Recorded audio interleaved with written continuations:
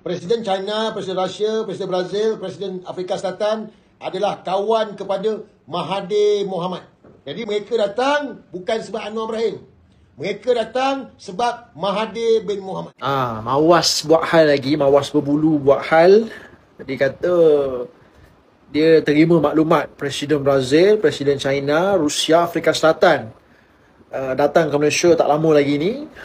Sidang Kebangsaan ASEAN, dia orang nak datang ni sebab Tun Mahathir, bukan sebab Datuk Seri Anwar Ibrahim. Mawas berbulu, bekas anggota polis konstable kena buang sebab rasuah. Terima maklumat Presiden negara-negara BRICS akan hadir ke sidang Kebangsaan ASEAN di Kuala Lumpur nanti sebab nak jumpa Tun Mahathir, sebab nak jumpa orang yang kalah hilang deposit dekat Langkawi, bukan nak jumpa Datuk Seri Anwar Ibrahim, pengerusi ASEAN. Bila orang komen dekat video dia, orang tanya, "Sir dapat maklumat daripada mana?" Dia kata, "Sir tak boleh bagi tahu. Sir nak korang fikir sendiri." Jangan percaya cakap Sir, fikir. Itulah cara Mawas berbulu ni bercakap dengan petaksuk dia. Itu pun ada lagi yang duk percaya dekat dia. "Okey Sir, terbaik Sir. Terima Sir," macam-macam. Kena kencing 3 tahun. Duk dengan cerita-cerita Mawas berbulu ni, kerajaan nak jatuh lah, itulah inilah. Tapi duk percaya macam tu lah, duk telan bulat-bulat lagi. Cerita ni lebih kurang lah bila Presiden Turki Recep Tayyip Erdogan datang ke Malaysia itu.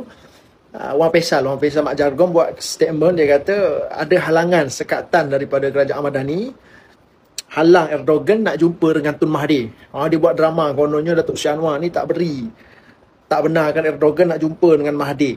Hari ni dia hantar anjing dia, Papa Gomo, buat cerita yang lebih kurang sama lah. Dia kata pemimpin dunia ni datang nak jumpa Tun Mahathir, datang ke sidang ASEAN ni. Dia orang datang tu kerana Mahathir, bukan kerana Anwar Ibrahim. Walaupun Anwar tu kepala ASEAN.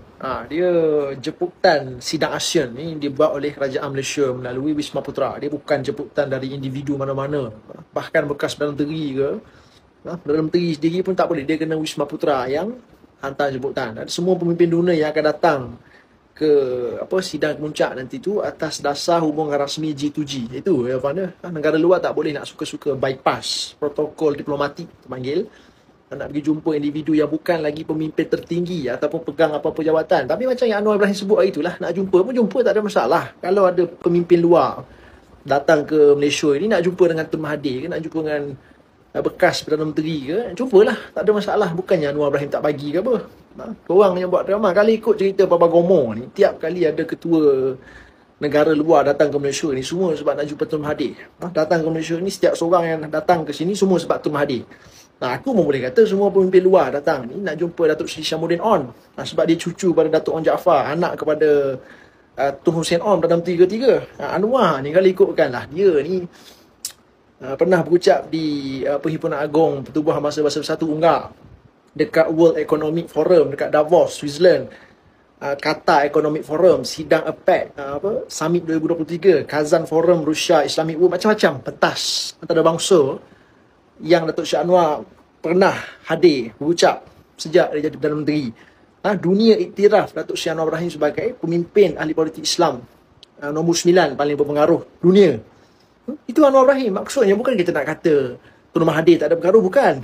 Anwar Ibrahim pun diakui oleh dunia sebagai salah seorang pemimpin yang berpengaruh. Jadi tiba-tiba hari ni bekas polis kena buang sebab rasuah. Mawas berbulu ni dia nak kata pemimpin dunia datang ke Malaysia ni sebab Tun, bukan sebab Anwar Ibrahim. Itu pun ramai duk percaya, ramai duk sanjung lagi tu, duk percaya bulat-bulat pada Mawas ni. Aku pun tak faham. Mawas ni bagi makan apa aku tak tahu lah.